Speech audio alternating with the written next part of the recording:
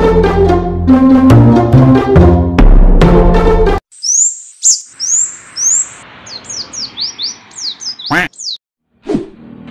ketek bakajak-kajak, ibu umak menyuruh makan. Ambo ketek baru belajar, kalau salah tolong jangan digalakkan.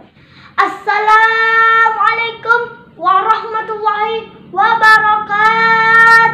Pertama sekali, marilah kita panjatkan puji beserta syukur kehadiran Allah Subhanahu wa Ta'ala. Yang terhormat Nenek Mama Imam Khatib Surah Bendang dalam nagari. Kapai sampai batanyo, kapulang sampai babar itu. Dan yang terhormat bapak-bapak, ibu-ibu, kaum muslimin yang dirahmati Allah. Adapun judul pidato saya pada saat sekarang ini yaitu datang dengan tiba-tiba.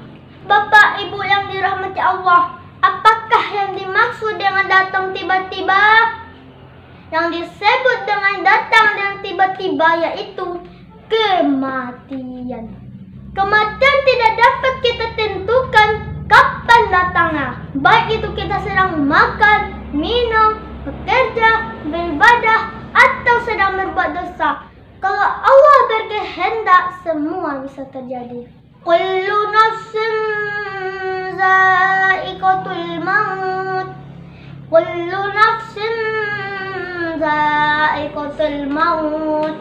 Kullu nafsin za'iqatul maut. Artinya, setiap yang bernyawa pasti akan mati. Baiklah, saya akan mendendangkan sebuah lagu. Bila Israel datang memanggil, jasad terbujur di pembaringan. Jadi, sebelum kematian itu datang, marilah kita perbaiki diri dan meningkatkan ibadah kita. Hanya itu yang dapat saya sampaikan. Kalau ada salah dan janggalnya, saya mohon maaf. Saya sudah dengan sebuah pantun. Pai mantan marah pulai ke tanah padang. Tiba di situ pada bom adang. Kok lain antara singgon jalan berak. Daripada berak, rancaklah kita bawa sembahyang. Wabillahi taufiq wal hidayah. Wassalamualaikum warahmatullahi wabarakatuh. Allah.